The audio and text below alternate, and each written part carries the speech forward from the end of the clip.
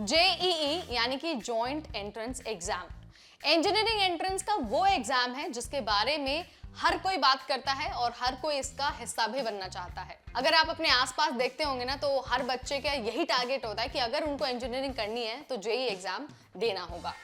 ये इंडिया का one of the toughest exam है जिसके लिए लाखों बच्चे तैयारी करते हैं हर साल, और हर साल एग्जाम में शिरकत भी करते हैं, यानी कि एग्जाम का हिस्सा भी बनते हैं।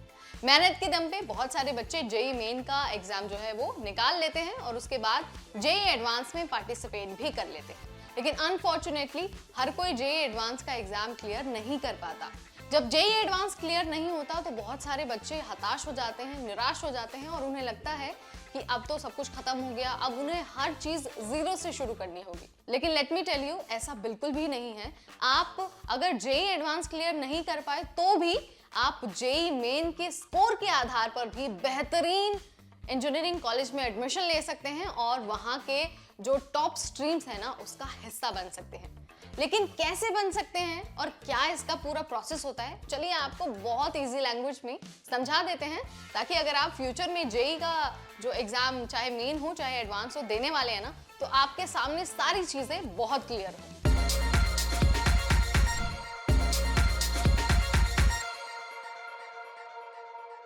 तो जेईई मेन अगर आपने बहुत अच्छे से क्लियर कर लिया है तो जाहिर सी बात है अब आप आने वाले जेईई एडवांस का हिस्सा बनने वाले होंगे। लेकिन ऐसा बिल्कुल भी जरूरी नहीं है कि अगर आपने जेईई मेन वाला एग्जाम बहुत अच्छे स्कोर से पास कर लिया तो आप जेईई एडवांस भी क्लियर कर ही पाए। बहुत नेचुरल है, बहुत नॉर्मल है। तैयारी अक्सर क्या होती है कि हम बहुत अच्छी तैयारी तो करते हैं लेकिन कुछ ऐसी चीजें होती हैं जिससे हमारा एग्जाम क्लियर नहीं हो पाता। ऐसे में आपको डरना, घबराना या फिर निराश नहीं होना है, क्योंकि आप जेईई मेन के स्कोर के आधार पर भी देश के टॉप इंजीनियरिंग कॉलेजेस का हिस्सा बन सकते हैं। वो कैसे, चलिए आपको बता देती हूँ। दरअसल क्या होता है कि जो जेईई मेन का एग्जाम क्लियर करते हैं ना, वही 2.5 lakh student JEE advance exam देने के योग्य होते हैं। सो अगर आपने जेईई मेन में अच्छा स्कोर किया है और आपने वो एग्जाम निकाल लिया है और आप जेईई एडवांस नहीं क्लियर कर पाते, तो भी आपको देश के जो टॉप एनआईटीज हैं और जो टॉप ट्रिपल आईटीज हैं या फिर जो दूसरे टॉप इंजीनियरिंग कॉलेजेस हैं ना, आप उसमें एडमिशन ले सकते हैं। यानी कि जेईई एडवांस भले ही आप क्लियर कर पाए या फिर ना कर पाए, जेईई मेन के स्कोर के आधार पर भी आप अपने फेवरेट कॉलेज और फेवरेट स्ट्रीम चूज कर सकते हैं।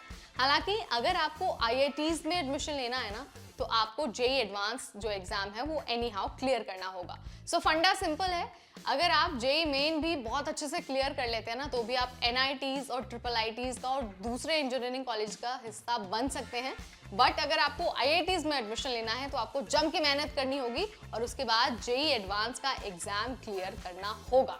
ये बात आपको ध्यान रखनी है। और एक बार जब आप जेईई एडवांस का जो एग्जाम है वो क्लियर कर लेते हैं तो उसके बाद आप जोसा काउंसलिंग का हिस्सा बन सकते हैं, चॉइस फिलिंग का प्रोसेस उसमें कर सकते हैं, कॉलेज और कोर्स का चुनाव कर सकते हैं और उसके बाद आप एडमिशन ले सकते हैं। इस बार जो जेईई एडवांस का एग्जाम है वो 26 मई को कराया जाएगा और उसके लिए जो एप्लीकेशन का प्रोसेस है ना, वो 29 अप्रैल से शुरू हो जाएगा। सो अगर आपने पास कर लिया है जेईई मेन वाला एग्जाम, तो आप जेईई एडवांस का फॉर्म जल्दी भर दीजिएगा जब एप्लीकेशन का प्रोसेस स्टार्ट होगा तब। This is all about JEE main and JEE advance. अगर कोई सवाल है, कोई भी शंका आपके मन में है, तो आप बेझिझक हमसे कमेंट के जरिए बता सकते हैं। हम पूरी कोशिश करेंगे कि जल्द से जल्द आपके हर सवाल का आंसर दे पाए। अगली बार फिर आएंगे ऐसी ही एक जानकारी भरी वीडियो लेकर। तब तक मुझे यानी नेहा को दीजिए इजाजत। Keep watching NBT Tech add.